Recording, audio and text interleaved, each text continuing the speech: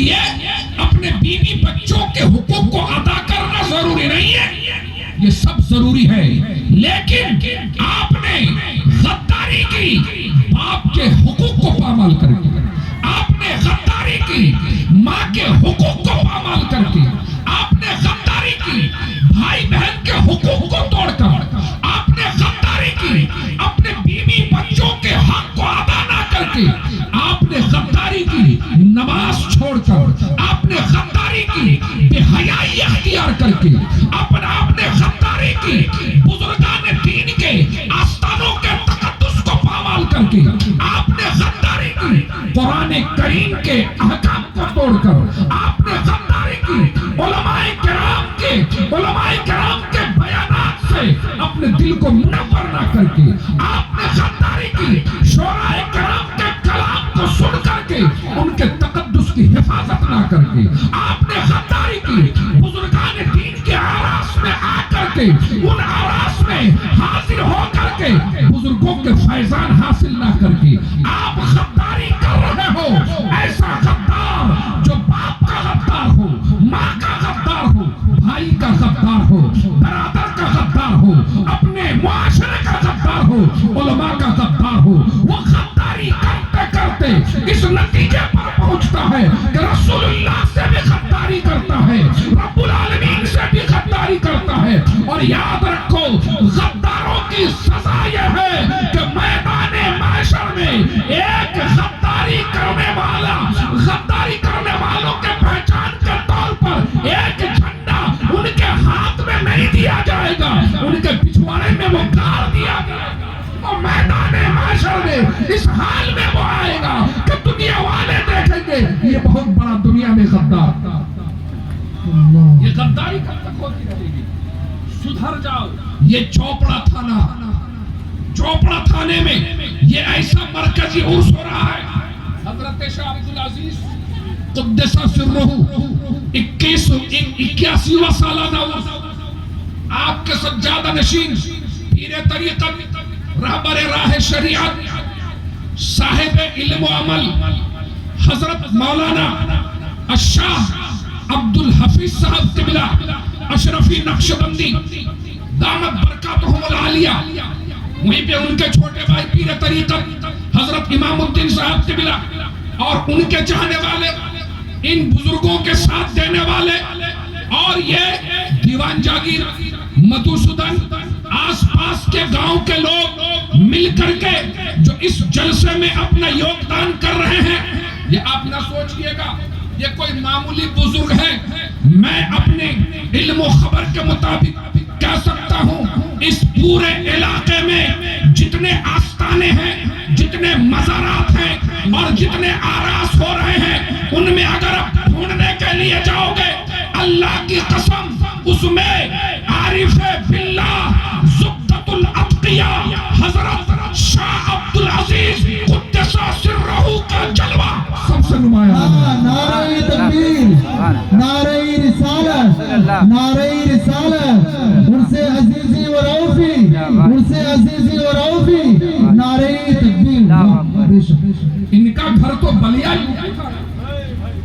بلیا کے رہنے والے تھے، آپ کو کیا پتا کہ دنیا میں کیا ہو رہا ہے، کون کہاں کا ہے، آپ کو کچھ خبر ہے؟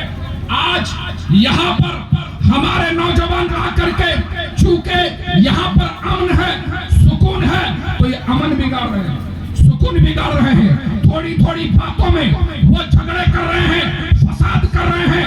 اے نوجوانوں، تمہیں اپنے دین کی کوئی پرواہ نہیں۔ آج کی خبر لو، آج کی بات کر رہا ہوں، یہ 24 دسمبر کی بات کر رہا ہوں، جو گزرے ہوئے اس کو جناب علی 1 گھنٹہ ہونے جا رہا، یہ ہو چکا۔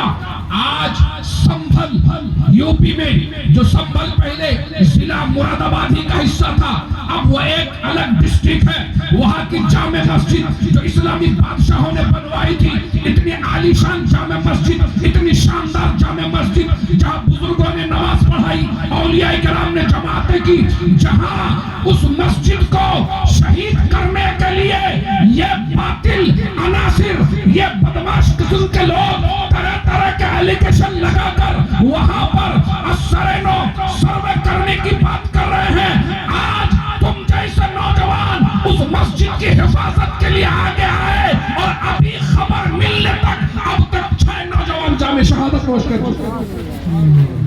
چھ نوجوان جام شہادت نوش کر چکے ہیں، ابھی تک ان کی ڈیڈ باڈیاں رکھی ہوئی ہیں۔ وہاں کے مسلمان، ان کے پاس بھی بال بچے ہیں، ان کے پاس بھی شوق ہے، ان کے پاس بھی وہ دنیا کمانے کی ضرورت ہے، انہیں بھی ان کے پاس بھی بال بچے ہیں، ان کے دل میں بھی امنگیں آتی ہیں۔ وہ بھی آپ کی طرح چاہتا ہے کہ ہم گھما کریں، وہ بھی آپ کی طرح چاہتے ہیں کہ میلہ ہم بھی جائیں، وہ بھی آپ کی طرح چاہتے ہیں کہ ہم اپنے دوست احباب کے ساتھ دکانوں میں بیٹھ کر کے چائے پیئیں، پان کھائیں، مگر اتنا نہیں جتنا تم ہو۔ تم یہاں شراب پی کر بدمستیاں کرتے ہو، وہ عشق محمدی کا جام پی کر کے جام شہادت نوش کر۔ ہاں بے شک۔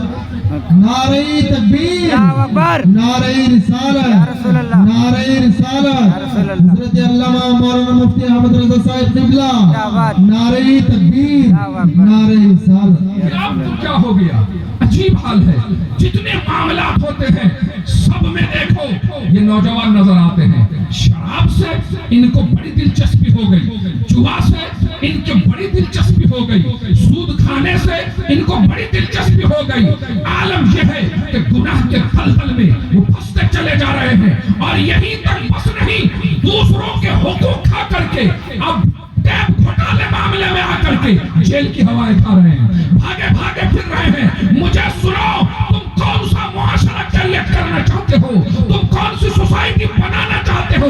ایسی سوسائٹی جہاں پر نمازی نہ ہو، ایسی سوسائٹی جہاں پر دیندار نہ ہو، ایسی سوسائٹی جہاں پر سچ بولنے والے نہ ہو، ایسی سوسائٹی جہاں صرف چور ہو، جہاں ڈاکو ہو، جہاں شرابی ہو، جہاں بدماش ہو، جہاں بزرگوں کے ساتھ گستاخیاں کرنے والے ہو۔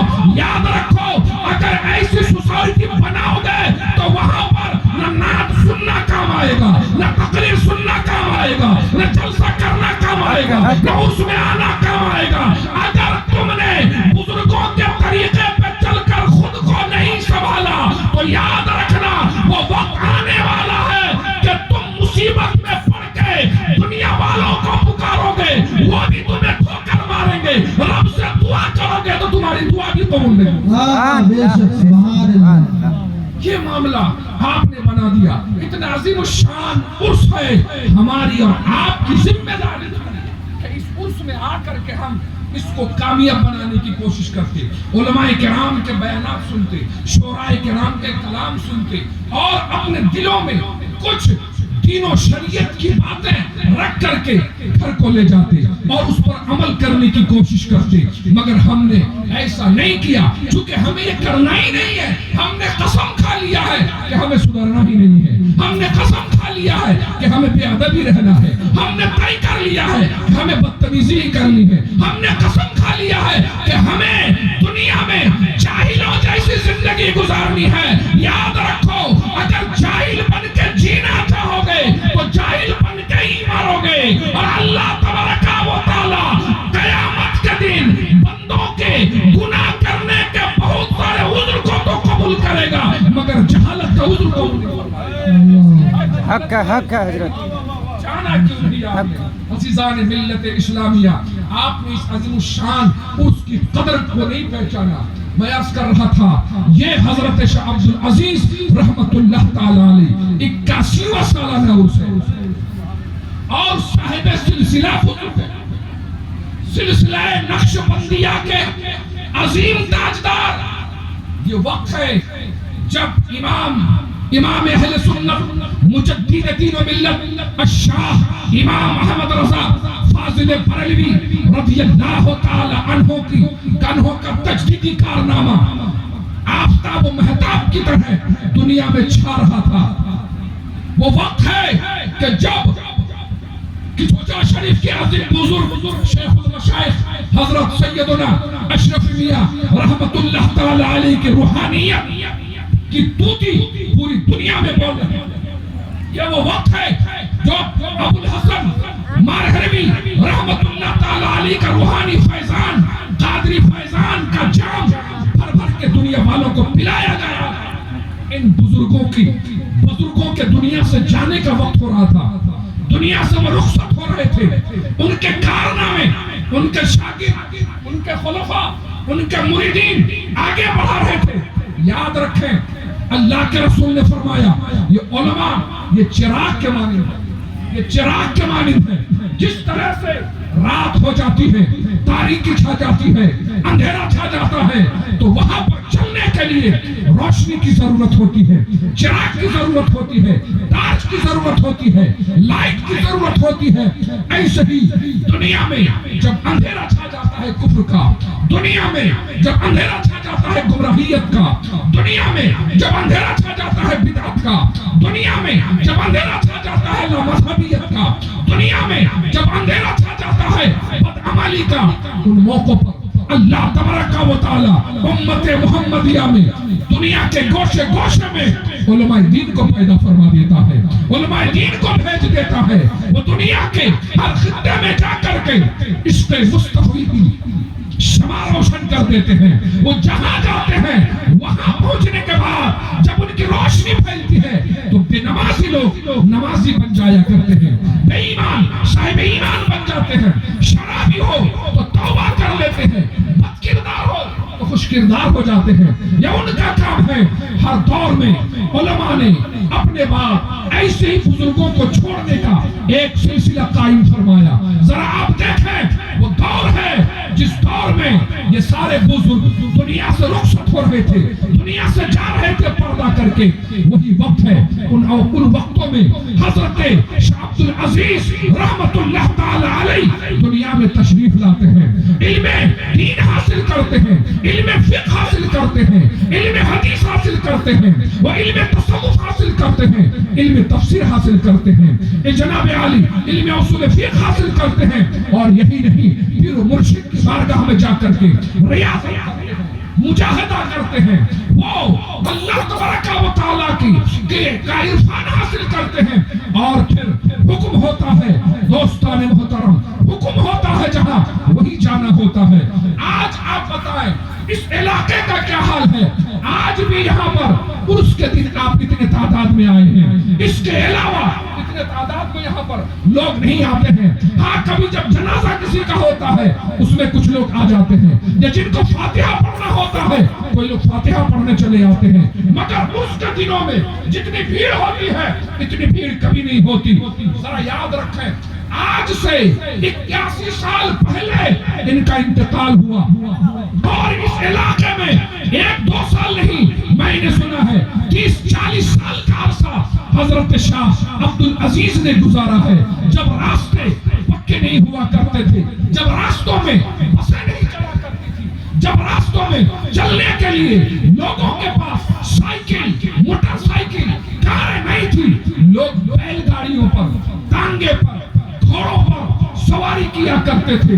اس زمانے میں یہاں پہ جنگل تھا، شیر رہتے تھے، درندہ جانور رہتے تھے۔ مجھے بتاؤ حضرت شاہ عبد العزیز رحمت اللہ تعالی علیہ اگر چاہتے دلی میں جا کر کے اپنا گزر بسر کر لیتے، وہی اپنا مکان بنا لیتے، آپ چاہتے ڈھاکہ جا کر اپنی روحانیت پھیلاتے، آپ چاہتے کلکتہ میں اپنا مسکن بنا کر وہیں پہ اپنی روحانیت لٹاتے، آپ چاہتے کراچی جا کر کے وہاں اپنا سلسلہ پھیلاتے، مگر آپ نے نہ شہر کے خوبصورت ماحول کو چوائس کیا، نہ آپ نے کسی آبادی اور روشن علاقے کا آپ نے انتخاب کیا۔ حضرت شاہ عبد العزیز رحمت اللہ تعالی علیہ آئے تو کچنا کے جنگل میں آئے، یہاں تک آئے، یہاں کے لوگوں کو اس وقت جو ضرورت تھی محمد مصطفیٰ صلی اللہ تعالی علیہ وآلہ وسلم نے اپنے اس عاشق کو وہاں سے بھیجا، اپنے اس دیوانے کو وہاں سے بھیجا، اپنے اس چاہنے والے کو وہاں سے بھیجا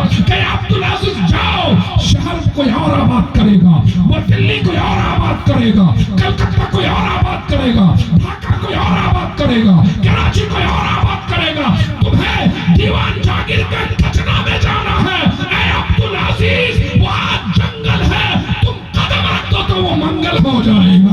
نعرہ تکبیر، نعرہ رسالت، نعرہ رسالت، عرس عزیزی و رعوفی، عرس عزیزی و رعوفی، نعرہ تکبیر، نعرہ رسالت۔ مگر افسوس کہ ابھی تک آپ نے قدر نہیں پہچانی، ابھی تک آپ نے شان نہیں پہچانی، ابھی تک آپ نے ان کا مقام نہیں پہچانا، ابھی تک آپ نے ان کو جاننے کی کوشش نہیں کی۔ یہ مت سمجھیں آپ کہ حضرت مر گئے ہیں، انتقال ہو گیا ہے حضرت کا تو آپ کچھ نہیں کر سکتے۔ نہیں دوستو، بزرگان دین کو جہاں جانے کا حکم ہوتا ہے وہ وہیں پر قدم رکھتے ہیں، تو ان کی برکتوں سے اللہ رب العالمین قیامت تک اس خطے کو آباد فرما دیتا ہے۔ یہ خطہ ہمیشہ اس میں اجالا پھیلے گا، یہاں سے روشنی پھیلے گی، بدماشی کرنے والے وہ ختم ہو جائیں گے، بدتمیزی کرنے والے ختم ہو جائیں گے، غنڈہ گردی کرنے والے ختم ہو جائیں گے، وہ جناب عالی بے ادبی کرنے والے ختم ہو جائیں گے۔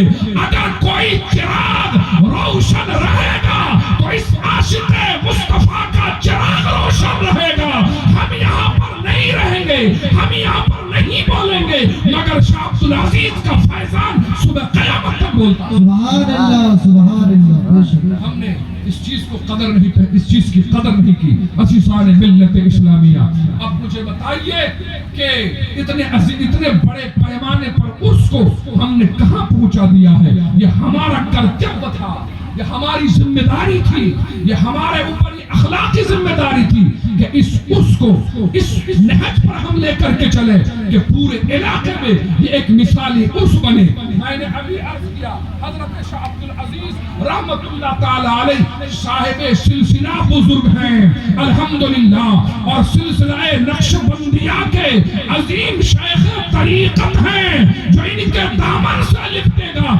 انشاءاللہ عز و جل محمد مصطفیٰ کے قدموں تک پہنچے گا۔ سبحان اللہ۔ مگر ہمارا وہی حال ہے حضرات گرامی، لیکن پھر بھی میں دو چار باتیں کر کے اپنی بات ختم کرنا چاہوں گا۔ آپ آئے ہیں بزرگان دین کے آستانوں پر، حضرت شاہ عبدالعزیز، حضرت شاہ عبدالرؤف رحمت اللہ تعالی علیہما اجمعین کے آستانوں پر آپ یہاں آنے کے بعد اگر آپ نے صدق دل سے ان سے فریاد کی، ان سے استغاثہ کیا، اللہ تبارک و تعالی ان کی دعاؤں سے آپ کی مصیبتوں کو ضرور حل فرما دے گا۔ اس لیے کہ ان آستانوں پر دعائیں رد نہیں ہوتی، ان آستانوں پر دعائیں قبول ہوتی۔ میں اگر ایک آپ کو مثال دوں اور ایک ایسی ذات کی مثال دوں تو میں سمجھتا ہوں علماء بھی الحمدللہ وہ بھی اس بات کی تائید کریں گے اور ان کا علم اس سے مزید نکھر کر سامنے آئے گا، اور عوام کے لیے بھی فرار کی کوئی گنجائش نہیں ہوگی۔ ہم سب جانتے ہیں اعلی حضرت عظیم البرکت مجدد دین و ملت الشاہ امام احمد رضا فاضل بریلوی رضی اللہ تعالی عنہ کی ذات کو میں اعلی حضرت کے حوالے سے ایک مختصر سا واقعہ آپ سب کے سامنے پیش کرنا چاہتا ہوں۔ وہ عظیم واقعہ دوستان محترم جس سے آپ اندازہ کریں گے کہ بزرگان دین اپنے وصال کے بعد بھی، یعنی دنیا سے پردہ کرنے کے بعد بھی، جو ہم جیسے لوگ ہیں ہم سب کی مدد فرماتے ہیں، ہم سب کے لیے وہ اللہ کی بارگاہ میں سفارش کرتے ہیں۔ دیکھیے اعلی حضرت عظیم البرکت رضی اللہ تعالی عنہ نے قصیدہ اکسر اعظم کی شرح آپ نے ایک واقعہ بیان فرمایا، اپنا واقعہ۔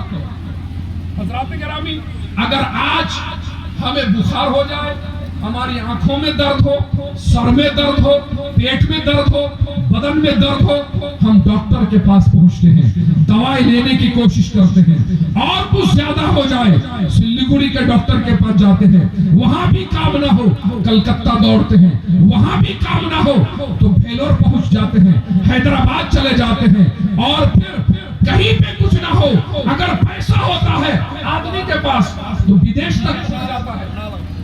نعرہ تکبیر، نعرہ رسالت، نعرہ رسالت، حضرت علامہ مولانا مفتی احمد رضا صاحب قبلہ، نعرہ تکبیر، نعرہ رسالت۔ اگر علاج نہ ہوا تو بیٹا کہتا ہے بہت پیسے خرچ ہو گئے، اب علاج کرنا ممکن نہیں ہے، زمینیں بیچ دی گئی ہے، بیلنس ختم ہو گیا، اب علاج نہیں ہو سکتا۔ دوستو میں آپ کو بتاؤں، جب کہیں پہ علاج نہ ہو تو وقت کے مجدد کے پاس چلو، وہ علاج بتاتے ہیں اور اپنا تجربہ بتاتے ہیں۔ اعلیٰ حضرت عظیم البرکت رضی اللہ تعالی عنہ کہتے ہیں، میں کثرت مطالعہ کی وجہ سے، بہت زیادہ پڑھنے کی وجہ سے میری ایک آنکھ میں، وہ جناب عالی ایک آنکھ کمزور ہونے لگی، اس میں دکھائی کم دیتا تھا اور برابر اس میں تکلیف رہتی تھی، برابر اس میں سے پانی جاری رہتا تھا۔ مجھے بتائیے اعلیٰ حضرت کیسے پڑھتے ہوں گے؟ آج تو پڑھنے کا زمانہ ہی ختم ہو گیا ہے، پہلے لوگ کم سے کم اخبار پڑھتے تھے، اب انہوں نے یہ پڑھنا بھی چھوڑ دیا ہے، اور لوگ پھر کوئی زمانہ آیا تو انٹرنیٹ پہ پڑھ لیا کرتے تھے، اب پڑھنا نہیں ہے، اب صرف ویڈیو دیکھنا ہے، اب صرف ویڈیو دیکھ کر کے کام چلانا ہے، وہ غلط سلط جو بھی دیکھ لیا جاتا ہے، ہمارے نوجوان اسی پہ لٹو ہو جاتے ہیں اور پھر اپنا کردار تباہ کر ڈالتے ہیں۔ اعلیٰ حضرت عظیم البرکت رضی اللہ تعالی عنہ، جنہوں نے 1000 سے زائد کتابیں لکھی ہے، اللہ اکبر، 55 سے زائد علوم و فنون پر جنہوں نے عظیم الشان کارنامے انجام دیے، 32 جلدوں میں فتویٰ رضویہ جو آپ کا علمی شاہکار ہے، پوری دنیا میں اپنی علمیت کا لوہا منوا رہا ہے۔ وہ بزرگ اللہ اکبر، وہ کہتے ہیں میری آنکھ میں درد ہونے لگا۔ کون ہے جی؟ حضرت اعلیٰ حضرت عظیم البرکت رضی اللہ تعالیٰ عنہ کہتے ہیں میری آنکھ میں جب درد ہونے لگا نا تو شاید میں ڈاکٹر کی طرف رجوع کیا، 40 دن تک میں نے ڈاکٹر سے علاج برداشت کیا، مگر کوئی بھی اس میں فائدہ نہیں ہوا، وہ جو کا تو ہی رہا۔ اللہ اکبر، پھر کہتے ہیں ایک بار میں نے سلطان الہند حضرت خواجہ خواجگہ معین الملت والدین حضرت خواجہ غریب نواز کی بارگاہ میں فریاد کی اور اپنی یہ پریشانی غریب نواز کی بارگاہ میں پیش کی۔ ذرا سنیو، اپنے عقیدے کو درست کرو۔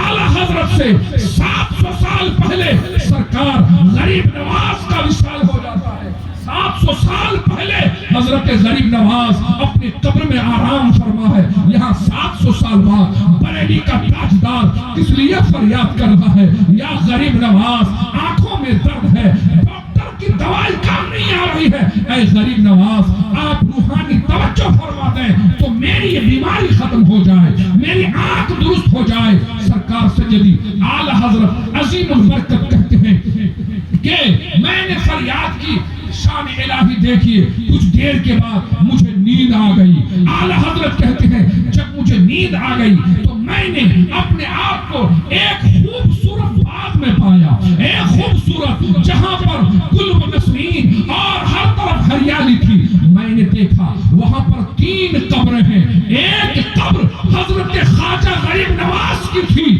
دوسری قبر حضرت شاہ برکت اللہ مارغ ربی کی تھی۔ اعلیٰ حضرت کہتے ہیں تیسری قبر کس کی تھی؟ یہ مجھے اس کا پتہ نہ چلا کہ تیسری قبر کس کی تھی۔ اللہ اکبر، میں نے سرکار غریب نواز رضی اللہ تعالی عنہ سے فریاد کی تھی، میں نے دیکھا کہ حضرت غریب نواز رضی اللہ تعالی عنہ کی قبر مبارک شق ہوتی ہے اور آپ اپنے قبر پاک کے اوپر آرام فرما رہے ہیں، اور غریب نواز کی قبر مبارک جب کھل گئی نا تو وہاں سے دھول اڑنے لگی تھی، گرد و غبار اٹھنے لگی تھی۔ اعلیٰ حضرت کہتے ہیں میں اسی طرف پہنچا تو قبر کی دھول گرد و غبار میری آنکھوں میں آ کر کے لگی، میں نے دیکھا کہ میری آنکھوں کی بیماری دور ہو، بے شک سبحان اللہ، آنکھوں کی۔ اور جب نیند سے بیدار ہوئے نا تو الحمدللہ دھیرے دھیرے آنکھ ٹھیک ہو رہی تھی، بیماری رخصت ہو رہی تھی۔ وقت کا مجدد صرف قلم سے نہیں لکھتا ہے،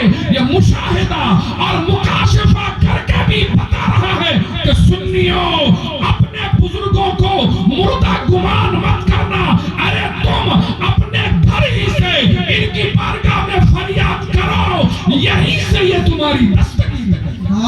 سبحان اللہ، بے شک حق ہے، مگر مانگنے کا ڈھنگ ہونا چاہیے، مانگنے کا سلیقہ ہونا چاہیے۔ دوستان محترم، یہ تو اعلیٰ حضرت عظیم البرکت رضی اللہ تعالی عنہ کی بات تھی، اور آگے آئے آپ بزرگوں کے آستانے سے مشکلات حل ہوتی ہیں، مصیبتیں ان کی دعاؤں سے، ان کے وسیلے سے دعا کرنے سے مصیبتیں دور ہوتی ہیں۔ آپ نے حضرت امام بخاری کا نام تو سنا ہوگا، بخاری شریف کا نام تو سنا ہوگا نا. بخاری شریف ماشاءاللہ ایک عظیم ترین کتاب ہے،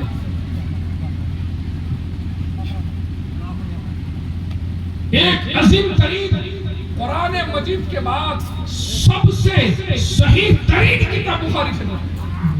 اس کے لکھنے والے حضرت امام بخاری رحمت اللہ تعالی علیہ ہے. اور آپ دیکھیے حضرت امام بخاری رحمت اللہ تعالی علیہ جب پیدا ہوئے نا تو کچھ دنوں کے بعد اندھے ہو گئے.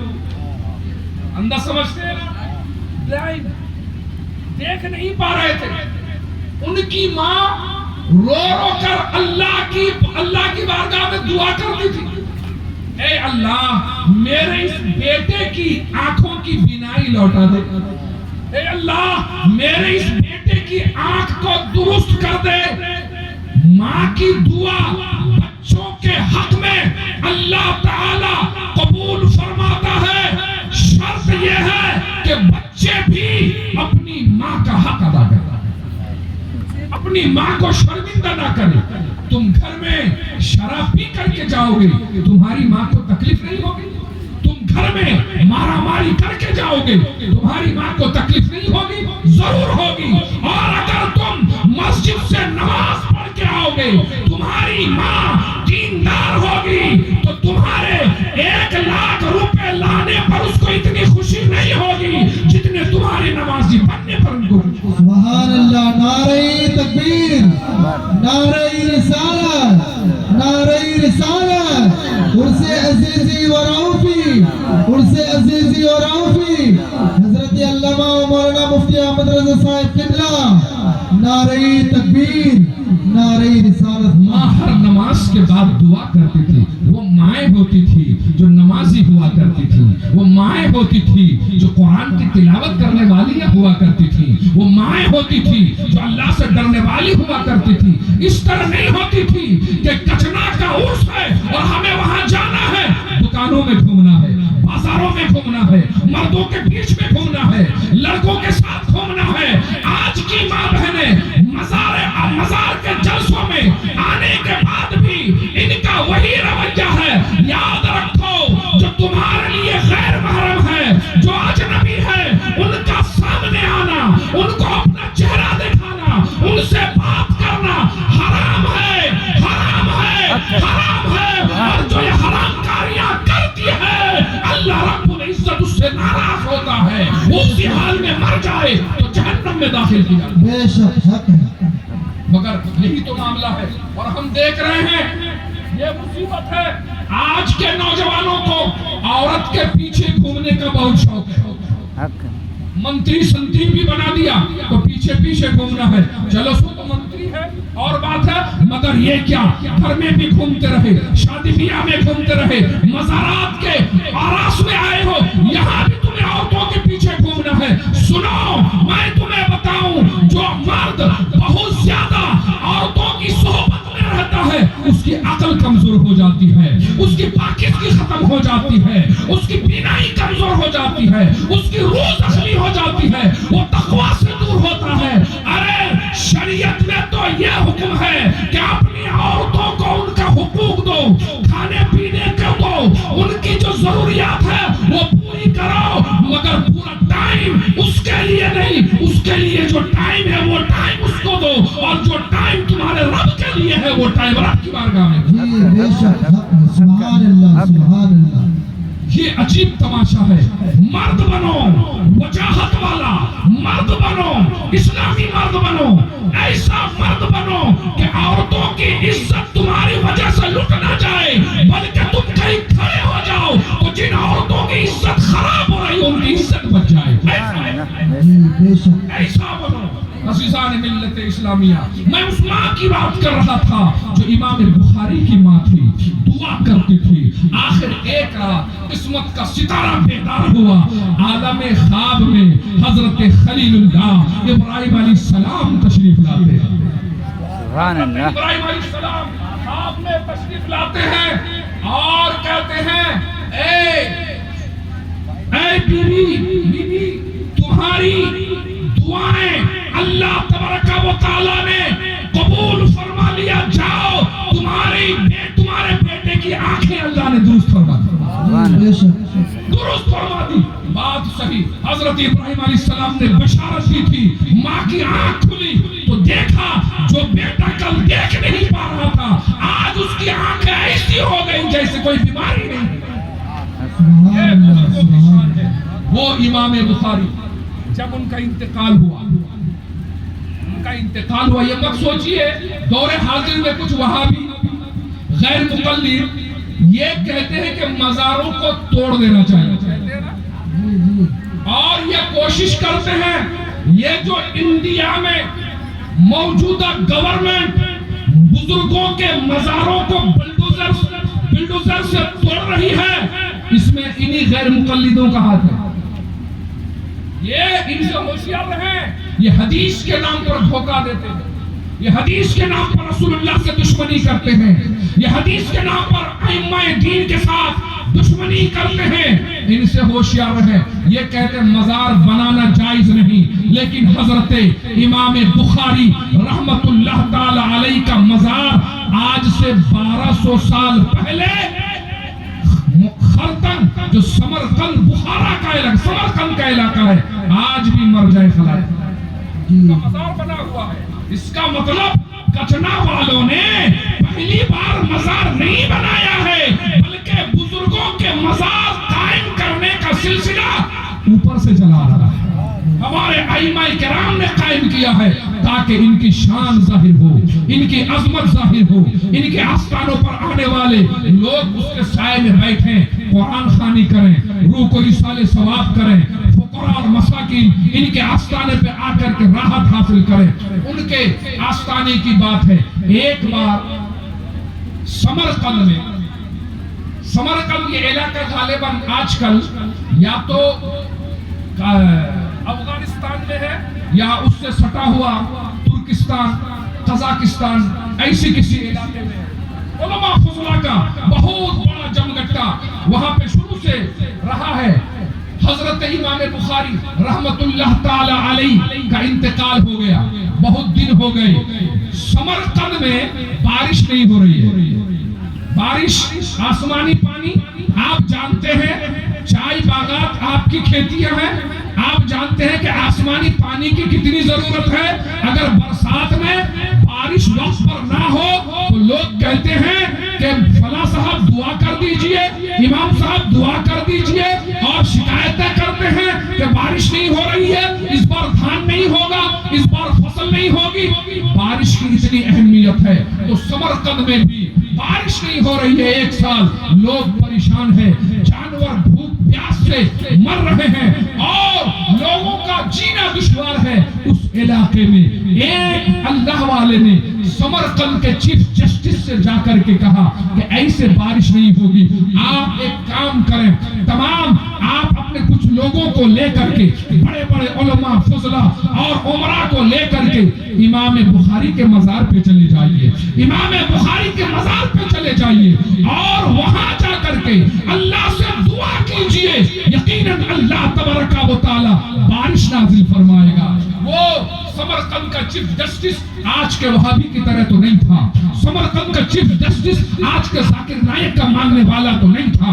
وہ سمرقند کا چیف جسٹس دارالعلوم کا دیوبند کا فارغ تو نہیں تھا, دارالعلوم دیوبند کا پڑھنے والا تو نہیں تھا. وہ چیف جسٹس اس عقیدے کا تھا جس عقیدے کے ترجمانی کرنے والے بریلی کے تاجدار امام اہل سنت ہیں. وہ اس عقیدے کے پابند تھے. انہوں نے کہا بڑی اچھی بات ہے, چلتے ہیں, چلا جائے. لوگوں کو لے لیا, حضرت امام بخاری کے آستانے پر پہنچے. وہاں جانے کے بعد ان لوگوں نے پہلے 2 رکعت نماز پڑھی, پھر آستانے پہ حاضر ہوئے, اور امام بخاری کے وسیلے سے اللہ کی بارگاہ میں یہ دعا کی, اے اللہ تیری مخلوق بارش کی وجہ سے ہلاکت مرنے کے قریب ہے, رب کریم بارش نازل فرما دے. کتابوں میں آتا ہے, یہ صرف ہم نے نہیں لکھا ہے, غیر مقلدوں نے بھی اپنی کتاب میں یہ بات لکھی ہے, وہابیوں نے بھی لکھی ہے, دیوبندیوں نے بھی لکھی ہے کہ لوگ ابھی دعا کر رہے تھے, آسمان میں بادل چھا گیا, اتنی بارش ہوئی, اتنی بارش ہوئی کہ 1 ہفتہ تک بارش ہوتی رہی, اور جو لوگ دعا مانگنے کے لیے لیے آئے تھے وہ بارش کی وجہ سے ایک ہفتہ تک گھر نہیں جا سکے. دوستان محترم دیکھا آپ نے یہ بزرگوں کے آستانوں کا فائدہ ہے. ان کے پاس پہنچ کر کے اگر دعائیں کی جاتی ہے, ان کا وسیلہ لیا جاتا ہے, ان کو واسطہ بنا کر کے اللہ کی بارگاہ میں دعا کی جاتی ہے, تو یاد رکھنا ہم جب حاضر ہوں گے تو ہم کہیں گے پروردگار یہ احمد رضا کا ہاتھ ہے, گنہگار ہاتھ ہے, یہ احمد رضا کی نظر ہے, گنہگار نظر ہے, احمد رضا کی بولی ہے, گنہگار کی بولی ہے, احمد رضا کا وجود ہے, خطا کار کا وجود ہے, مگر رب کریم یہ آستانہ شاہ عبد العزیز رحمت اللہ تعالی علیہ کا ہے. رب کریم یہ آستانہ فنا فی اللہ و فنا فی الرسول کی منزل پر فائز ہونے والی شخصیت کا ہے. رب کریم یہ آستانہ تیرے اس محبوب بندے کا ہے جو تجھ سے راضی, جس سے تو راضی ہو گیا ہے. تو رب تعالیٰ ان کی برکتوں سے, ان کی برکتوں سے, ان کے وسیلے سے, ان کے واسطے سے ہماری دعا قبول فرما. تو سنو اللہ کا وعدہ ہے کہ جب نیک بندوں کے واسطے سے دعا مانگی جاتی ہے تو دعا کرنے والے کو نہیں دیکھا جاتا, جن کے واسطے سے دعا کی جاتی ہے وہ واسطہ دیکھا. سبحان اللہ. نعرہ تکبیر, نعرہ رسالت, نعرہ رسالت, عرص عزیزی و رؤوفی, عرص عزیزی و رؤوفی, نعرہ تکبیر. لحد میں عشق رخ شہ کا داغ لے کے چلے, اندھیری رات سنی تھی چراغ لے کے چلے. اور یا رسول اللہ تیرے غلاموں کا نقش قدم ہے راہ خدا, وہ کیا بھٹک سکے جو یہ سراغ لے, بے شک سراغ لے کے چلے. دوستان محترم میں نے بہت بڑی شخصیت کا نام لیا, ایک اور شخصیت کا نام لیتا ہوں اور اپنی گفتگو کو ختم کر دیتا ہوں. میں حضرات محترم اور حضرت پیر طریقت دعوت برکاتم القدسیہ کی آمد کا وقت بھی ہو چکا ہے. میں صرف آخری بات آپ کے سامنے پہنچا کر کے اپنی گفتگو ختم کر دوں. آپ کا ذہن بھی کمزور ہو گیا ہے, آپ کی یادداشت بہت کمزور ہو گئی ہے. کون نیتا کیا بھاشن دیتا ہے آپ کو خوب یاد رہتا ہے, کس نے کہاں پر کس اسکیم کا اعلان کیا آپ کو خوب یاد رہتا ہے, کس نے کس کی کیا غیبت کی وہ بھی یاد رہتی ہے, کس کی چغلی کی وہ بھی یاد رہتی ہے. اگر یاد نہیں رہتی ہے تو اللہ والوں کی باتیں یاد نہیں رہتی ہے, علماء کرام کے بیانات یاد نہیں رہتے ہیں. اگر ہمیں یاد نہیں رہتی ہے تو قرآن اور حدیث سے اخذ کردہ نصیحتیں یاد نہیں رہتی ہے. اس لیے خود کو بدلو, اتنا بدلو, اتنا بدلو کہ اللہ والے جب میدان محشر میں اٹھیں تو ان کا دامن ہمارے ہاتھ میں ہو اور ہم اس لائق بنے کہ ہم کہہ سکے رب کریم ہم حضرت شاہ عبد العزیز کے سچے غلاموں میں سے ہیں. دوستان محترم میں آخری بات بیان کرنے لگا ہوں. حضرت سلطان الہند حضرت خواجہ غریب نواز رضی اللہ تعالی عنہ کے حوالے سے آج آستانوں پر آپ جائیں تو لوگ طرح طرح کے وہ غیر مقلدین وہابیہ فتویٰ لگاتے ہیں, وہاں کیا لینے جاتے ہو, وہاں کیا ملتا ہے. آؤ مجھے میں آپ کو بتاؤں, اس دور کے کسی کٹ ملے کی بات سننے کی ضرورت نہیں ہے. اگر سننا ہے تو غریب نواز کی باتیں سننی ہے, ان کے کردار کو دیکھنا ہے, ان کے افعال کو دیکھنا ہے, ان کے طریقے کو دیکھنا ہے. حضرت سلطان الہند غریب نواز رضی اللہ تعالی عنہ بارگاہ رسالت سے حکم ہوا, اے معین الدین جاؤ, تمہیں ہندوستان کا علاقہ دیا گیا, وہاں پر جا کے دین پھیلاؤ, وہاں جا کے دین کی حفاظت کرو, وہاں جا کر شریعت مطہرہ کے تعلیمات کو عام کرو. غریب نواز آئے نا تو سیدھے کہاں آئے, اس وقت پاکستان نہیں تھا, اس وقت بنگلہ دیش نہیں تھا, اس وقت افغانستان نہیں تھا, یہ سارا ملک وہ جناب عالی ایک ہی ہر جگہ ہندوستان ہی ہندوستان تھا. دوستان محترم حضرت غریب نواز رضی اللہ تعالی عنہ آئے اس وقت تو حضرت غریب نواز لاہور تشریف لے آئے اور لاہور میں ایک بزرگ کا مزار ہے جن کا نام حضرت داتا گنج بخش علی حجویری رحمت اللہ تعالی علیہ ہے. عظیم پائے کے بزرگ ہیں, بڑے زبردست تصرفات کے مالک ہیں. الحمدللہ اس آستانے سے آج بھی خیرات بٹ رہی ہے اور دنیا والے سیراب ہو رہے ہیں. ہم عزیزان ملت اسلامیہ یہ مت سمجھنا کہ آستانے پر جانے کا یہ عمل اس دور کا ہے یا اس دور کا طریقہ ہے, نہیں, بلکہ سلطان الہند حضرت غریب نواز آئے تو آ کر کے حضرت داتا گنج بخش علی حجویری رحمت اللہ تعالی علیہ کے آستانے پر پہنچے. کیا کرنے کے لیے؟ مراقبہ کرنے کے لیے, وہاں پر تسبیح پڑھنے کے لیے, ریاضت کرنے کے لیے, چلہ کرنے کے لیے, مجاہدہ کرنے کے لیے اس آستانے پر آپ پہنچے. اللہ اکبر. آپ کہیں گے کہ جناب عالی چلہ کرنے کے لیے بہتر جگہ تو مسجد ہے نا, وظیفہ پڑھنے کے لیے سب سے اچھی جگہ تو مسجد ہے نا, تسبیح پڑھنے کے لیے اچھی جگہ تو مسجد ہے نا, تو غریب نواز ایک بزرگ کے مزار پہ کیوں حاضر ہوتے ہیں؟ یہی سے ہم کو پتا چل گیا کہ مسجد, جس مسجد کو اللہ والے سے نسبت نہ ہو, رسول والوں سے نسبت نہ ہو, وہ مسجد مسجد نہیں ہے. اور اگر خاک کا ذرہ اللہ و رسول کے عاشقوں سے منسوب ہو جائے, وہی خاک کا ذرہ عرش کا تارا ہوا کرتا ہے. سبحان اللہ. بے شک حضرت غریب نواز اس آستانے پہ پہنچے. حضرت داتا گنج بخش علی حجویری کے مزار کے پاس پہنچے. مزار میں جا کر کے ایک کونے میں بیٹھ گئے. عبادت میں, ریاضت میں وہی نماز پڑھتے ہوں گے, وہی تلاوت کرتے ہوں گے, وہی مکاشفہ میں مستغرق رہتے ہوں گے. ایک دن, 2 دن, 1 مہینہ نہیں, پورے 40 دن آپ اس مزار پاک کے احاطے میں آپ نے چلہ فرمایا. اور 40 دن کے بعد جب حضرت غریب نواز وہاں سے نکلے نا, تو حضرت غریب نواز نے ایک قطع, دو شعر کہے ہیں آپ, ایک شعر کہا ہے آپ نے جو آج بھی حضرت داتا گنج بخش کے آستانے پہ لکھا ہوا ہے اور علماء کی کتابوں میں ہے اور فقراء کی زبان زد ہے. وہ شعر کیا ہے کہ غریب نواز جب اس آستانے سے نکلے تو یہ نہیں کہا کہ یہاں پر کچھ نہیں ہے, یہ نہیں کہا کہ قبروں سے کچھ نہیں ملتا ہے, یہ نہیں کہا کہ مزار پہ جانا جائز نہیں ہے, یہ مر کے مٹی میں مل چکے ہیں, ایسا کچھ نہیں کہا دوستان محترم. بلکہ کیا کہا تو یہ کہا گنج بخش فیض عالم مظہر نور خدا, گنج بخش فیض عالم مظہر نور خدا. یہ تو بخشش کے خزانے ہیں, بخشش کے خزانے ہیں, یہ تو اللہ کی رحمت کے ظاہر ہونے کی جگہ ہے.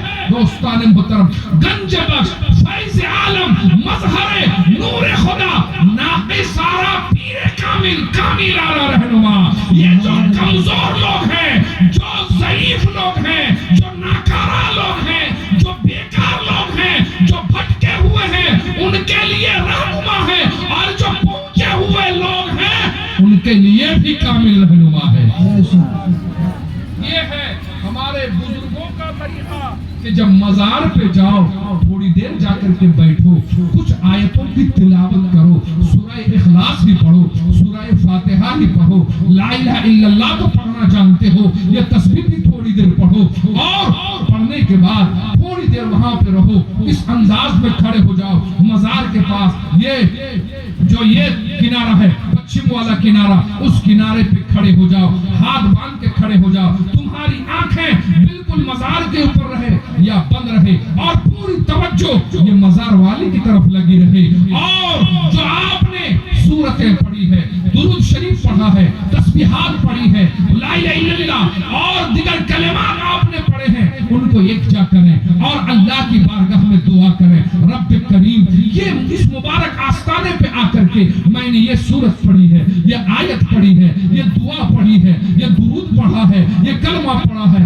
اے رب کریم, میں اس ثواب کو اس مزار والے کو ہدیہ کرتا ہوں. اے اللہ, اس مزار والے کے وسیلے سے میری ضرورتوں کو پوری فرما دے, میری مشکل کو دور فرما دے, میری مصیبت کو دور فرما دے. اللہ کی قسم, یہ میری بات نہیں ہے. امام شافعی رحمت اللہ تعالی علیہ کہتے ہیں کہ مجھے جب کوئی مشکل پیش آتی ہے تو میں مسجد نہیں, امام اعظم کی قبر پہ جاتا ہوں. وہاں جانے کے بعد 2 رکعت نماز پڑھتا ہوں, پھر امام اعظم کی قبر پہ حاضر ہو کر ان کے وسیلے سے دعا مانگتا ہوں. دعا کر کے ہاتھ نیچے بھی نہیں آتا ہے کہ میری دعا قبول ہو جائے. سبحان اللہ. بے شک حق ہے, یہ لے کر کے جاؤ تو کچھ ملے. کچھ فائدہ ہو، اور یہاں آؤ گے لڑکی چھیڑنے کے لیے، یہاں آؤ گے کسی کا دوپٹہ کھینچنے کے لیے، یہاں آؤ گے کسی سے بات کرنے کے لیے، کسی کو چائے پلانے کے لیے، کسی کو الطا پاؤڈر دلانے کے لیے، کسی کا فون نمبر لینے کے لیے، کسی سے ناجائز باتیں کرنے کے لیے، کسی کی عزت کا دشمن بن کر کے آؤ گے تو سنو، تمہاری آنے والی نسلیں بھی تباہ ہو جائے گی، تمہاری جنریشن بھی تباہ و بربادی کے دہانے پر پہنچ جائے گی، تم بھی ذلیل ہوگے، تمہاری نسلیں بھی ذلیل ہوں گی، اور تم بھی جہنم کے کنارے پہنچ کر رہو گے، تمہاری نسلیں بھی جہنم کا ایندھن بن جائیں گی۔ ابھی بھی وقت ہے کہ ہم ان آستانوں پہ جانے کے بعد ان بزرگوں کے وسیلے سے دعا مانگیں، ان کی بارگاہ میں جا کر کے وہ جناب عالی وہ ان کو وسیلہ بنا کر کے دعا کریں، اور ایک عقیدے کی بات بھی درست کر لیں۔ دیکھیے عقیدہ یہ ہے، بات بہت آگے گزر چکی ہے اور ختم ہونا چاہیے، اشارہ بھی ہو چکا ہے، میں آپ کو بتا رہا ہوں مانگنے کا بھی طریقہ ہوتا ہے، مانگنے کا بھی طریقہ ہوتا ہے، طریقے سے مانگو تو سلطنت مل جاتی ہے جبکہ اس لائق ہو، اور اگر طریقے سے نہ مانگو تو بھیک بھی نہیں ملی۔ ایک فقیر پوچھا، حضرت بادشاہ ہارون رشید نے ایک بار موڈ میں اعلان کیا کہ آج جو کچھ مانگے گا میں اسے دوں گا، جس کے جی میں جو آئے مانگے۔ ایک فقیر آیا، کہا کہ حضور مجھے 1 درہم دے دیجئے، 1 درہم 1 روپیہ۔ تو بادشاہ ہارون رشید کو غصہ آ گیا، جلاد سے کہا کہ اس کو 10 کوڑے لگاؤ، اس کو 10 کوڑے لگائے تو بیچارہ کوڑا کھا کے چلا گیا۔ دوسرے فقیر نے سوچا کہ 1 درہم مانگا بہت کم، شاید بادشاہ کو اس لیے غصہ آیا۔ وہ آ کر کے کہتا ہے حضور مجھے اپنی بادشاہت دے دیجئے، مجھے بادشاہ بنا دیجئے، اپنی کرسی مجھے دے دیجئے۔ ہارون رشید نے جلاد سے کہا کہ اس کو 20 کوڑے لگاؤ، وہ بھی کوڑا کھا کے گیا۔ تو کہنے والے نے کہا کہ حضور بات سمجھ میں نہیں آئی، بات سمجھ میں نہیں آئی کہ اس نے 1 درہم 1 روپیہ مانگا، اس کو بھی کوڑا کھانا پڑا، اور یہ بادشاہت مانگ لیا تو اسے بھی کھانا پڑا، وجہ کیا ہے؟ تو ہارون رشید نے کہا کہ مانگنے کا بھی صحیح، اس نے 1 درہم مانگا تھا، یہ میرے دربار کی گستاخی ہے، بادشاہ کے پاس آگے 1 روپیہ مانگے گا، بادشاہ کے پاس مانگتا، جاگیر مانگتا، محل مانگتا، دھن دولت مانگتا، وہ 1 روپیہ مانگ رہا، اس نے میری گستاخی کی اس لیے کوڑا کھایا۔ تو کہا دوسرا جو بادشاہت مانگ رہا وہ کیوں؟ کہا وہ اس لائق تھا کہ اس سے بادشاہ دی جائے، وہ اپنی اوقات سے زیادہ مانگ رہا تھا، اوقات سے زیادہ مانگ رہا تھا اس لیے کوڑا کھایا۔ تو اوقات میں رہ کر کے مانگنا چاہیے۔ یہ دنیا سے کنارہ کر چکی، ان کو دنیا سے مطلب نہیں تھی۔ 81 سال ہو گئے نا، حضرت شاہ عبد العزیز کا پرانا گھر کہاں ہے؟ کوئی بتا سکتا ہے کہاں پہ ان کا گھر ہے؟ نہیں ہے، یہ تو بعد میں ان کے پوتے نے، پیر طریقت نے آ کر کے اس آستانے کو آباد کرنے کے لیے ان کے اشارے پر آ کر کے یہاں پر یہ رہے۔ آج ہم دیکھ رہے ہیں یہ بھی بزرگوں کا اشارہ ہے، اس لیے سمجھو یہاں کے لوگوں بزرگوں سے ٹکراؤ نہیں، بزرگان دین کے پیچھے کسی کا ہاتھ ہوتا ہے۔ اعلیٰ حضرت نے فرمایا ایک فقیر ایک دکاندار کے پاس گیا، کہا مجھے کچھ دو نہیں تو تمہاری دکان الٹ دوں گا، تمہاری دکان الٹ دوں گا میں۔ جب اس فقیر نے کہا تو ایک اور ادھر سے اجنبی آدمی ایک بزرگ آ کر کے کہا کہ اسے کچھ دے دو ورنہ واقعی تمہاری دکان کو الٹ دے گا۔ تو کہا کہ اس کا کچھ مرتبہ ہے؟ تو اس بزرگ نے کہا کہ میں نے اس کو دیکھا، اس کے اندر کچھ نہیں ہے، پھر اس کے پیر کو دیکھا، اس کے اندر بھی کچھ نہیں ہے، لیکن ان کے پیر کو دیکھا وہ انتظار کر رہے ہیں، اتنے کامل ہیں کہ اگر نہیں دیتا ہے تو وہ تمہاری دکان کو الٹ دے گا۔ تو اگر تمہاری نظر میں عبد الحفیظ کی کوئی حیثیت نہیں، ذمہ داری سے کہتا ہوں، تو عبد العزیز کی تو حیثیت ہے، ان کی حیثیت کا لحاظ کرو، ورنہ یہ پاپ نسلوں تک جائے گا اور بربادی کا سامنا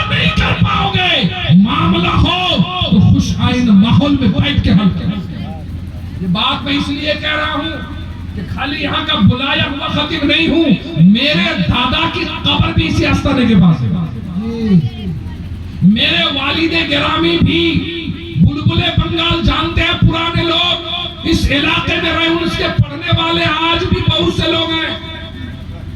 ہم لوگوں کا رشتہ آج کا نہیں، روحانیت کا رشتہ ہے۔ شاہ عبد العزیز اپنے مرید میرے دادا خلیل الرحمن سے اتنی محبت کرتے تھے کہ جب ملاقات کا شوق ہوتا تو نیچا خالی جاتے تھے، اور خلیل الرحمن کو جب پیر کی یاد ستاتی تھی تو نیچا خالی سے دوڑتے تھے، دوڑ کے دیوان جاگیر پہنچتے تھے۔ یہ روایت کرنے والے میرے والد ہیں۔ اور جب میرے دادا کا انتقال ہو گیا، ان پر کسی نے جادو کر لیا تھا، انتقال ہو گیا، پہلے ہی کہہ دیا مجھے ادھر نہیں دفنانا، مجھے اپنے پیر کے آستانے کے پاس دفن کرنا۔